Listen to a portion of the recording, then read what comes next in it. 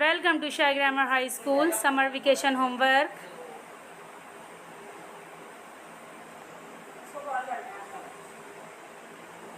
बिस्मिल्लाहिर्रहमानिर्रहीम.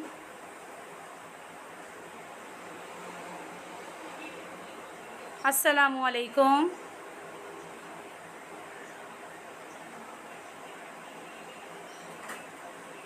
Homework assignment मज़मून Urdu जमात अव्वल.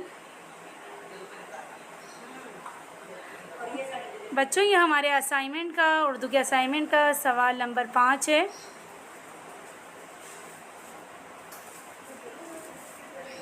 दी गई तस्वीर में रंग और नाम भी लिखिए.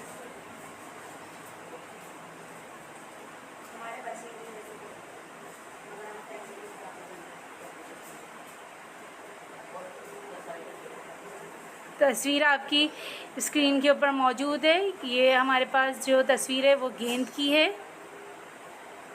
इसके अंदर आपको रंग भी भरना है और उसका नाम भी लिखना है. दूसरी तस्वीर हमारे पास किसकी है? कुर्सी.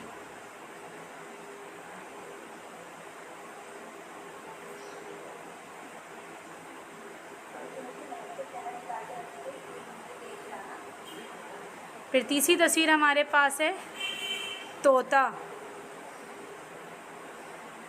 फिर चौथी तस्वीर है हमारे पास है आम. इसमें आपको रंग भी भरने हैं.